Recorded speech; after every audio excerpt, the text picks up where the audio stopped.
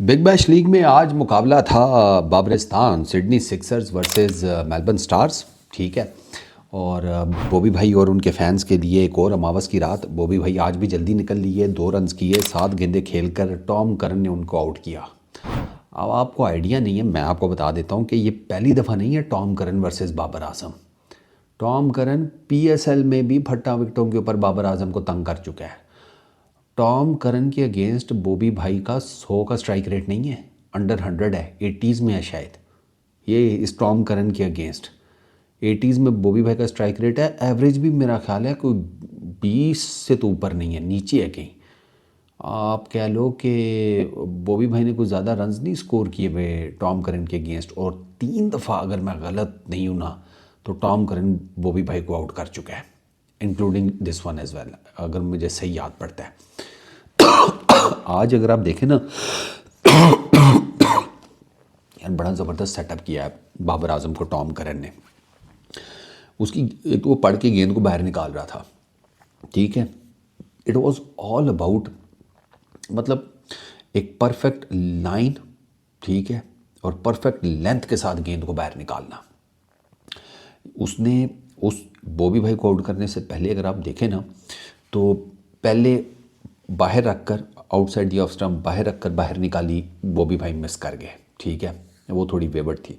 फिर उसके बाद थोड़ा सा अंदर लेकर आया, ठीक है, गेंद को थोड़ा सा टुवर्ड्स विकेट्स लेकर आया, लेकिन विकेटों में नहीं, फिर भी wicket outside the off stump. वहाँ से उसने फिर बॉबी भाई को बीट किया, वही पढ़ के बाहर निकाली। तीसरी इसकी जो नेक्स्ट गेंद थी ना, वो इसने टुवर्ड्स, इसका प्लान था टॉम करन का कि मैं ना कोई मिडल एंड ऑफ वाली साइड से कहीं बाहर निकालूँ।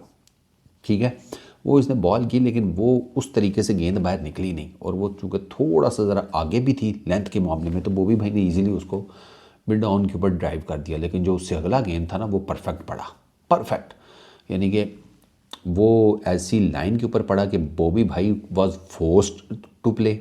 ठीक है, बाबर आजम को उसने फोर्स किया कि वो खेले, और वो लेंथ ऐसी थी, ठीक है, लाइन और लेंथ दोनों, कि बॉबी भाई मेड श्योर कि मैं इसको जाऊं खेलने, ड्राइव मारूं। और वो चूँकि पड़ के गेंद बाहर निकल रही थी, तो द मोमेंट उसने वो पक्की, जिसे कहते हैं विकेट टेकिंग लाइन और लेंथ पकड़ी, उस पर गेंद इटकी, गेंद बाहर निकली, बॉबी भाई जो है वो अब इतनी मूवमेंट जनरेट हो रही थी, बॉबी भाई को ना बहुत सोच समझ के वो शॉट खेलना चाहिए था, वो नहीं उनसे प्रॉपर एग्जीक्यूट हुआ, एज ए निकला स्लिप में, कैच आउट हो गए। तो ये उसने बड़ा, मतलब as a bowler Tom deserves credit. उसने बड़ा ज़बरदस्त किस्म का ना, जिसको कहते हैं, बॉबी भाई को ट्रैप किया है, बहुत ज़बरदस्त। और ये उसका भाई है ना टॉम करन, सैम करन का। ठीक है, तो चलो जी, कोई बात नहीं। अब पिछले मैच में बॉबी भाई ने ठीक खेल लिया था, इस मैच में चलो कोई नहीं, अब चल रहा है तो चल रहा है। बाकी बातें शातें तो होंगी, वो हो भी रही होंगी। सारी बात है कि बाबर आजम एक मरतबा फिर फेल हो गया है। मैं देख रहा था कुछ लोगों के कि जी इतना पैसा कमा लिया है, क्या ज़रूरत है कि लीगों शिगों में जाके खेलने की, and all that this. Sir कहीं लिखा तो नहीं हुआ दुनिया के किसी कानून में और ऊपर से आसमानों से उतरी हुई किसी किताब में कि दौलत ना कमाओ? ये मुझे नहीं लगता कहीं लिखा हुआ है ऐसी कोई बात। ठीक है, जायज़ दौलत कमाने का तो हर किसी को हक है, इजाज़त भी है। तो आप क्यों उसे कह रहे हैं कि भाई तू ना खेल?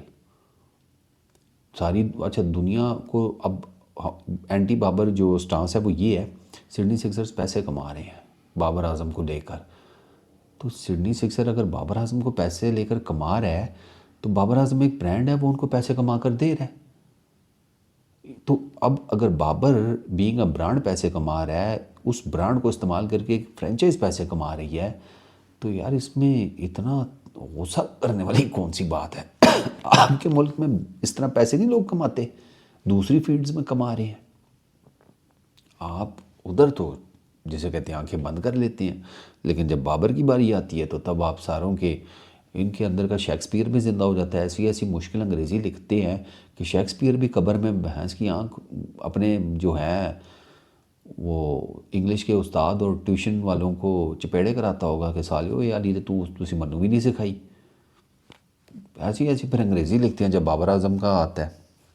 सही है सर, कोई बात नहीं, फेलियर ही हुआ है, क्या है, रिलैक्स करें। एक लीग चल रही है जिसमें बाबर आजम नहीं चल सका, बात ख़त्म हो गई। वो कौन सा आपकी पाकिस्तान की टीम है वर्ल्ड T20 आ रहा है, आप पाकिस्तान की टीम में मत रखना ना उसे, नहीं परफॉर्म कर रहा तो आप मत रखो। किसी ने उसने ज़बरदस्ती तो नहीं कहा हुआ ना, कनपट्टी पे कट्टा तो नहीं उसने किसी के फिट किया हुआ कि नहीं मुझे रखो ही रखो। तो यहाँ तो फिर एक काम करें कि फैंस की मान लिया करें या अपनी मनवा लिया करें। ये बीच में ना शाही चौक के खुसरे ना बनकर ज़िंदगी गुजारें, बहुत बुरा लगता है। बाबर आजम के फैंस की बात मान के उसे टीम में ले आए हैं तो फिर यहाँ तो इस पर चुप कर जाएं, या फिर करें अच्छी खासी किस्म की कंपेन और इन फैंस को ओवरथ्रो करके साइड पे करें और बाबर आजम को आप बाहर निकाल दें उससे, टीम से। लेकिन ये क्या बात हुई कि जहाँ बाबर आजम कहीं BBL खेल रहा है, नहीं कुछ कर सका, इधर जनाब ढोलकी बजना शुरू हो जाती है और ठुमके लगने शुरू हो जाते हैं आप सबके।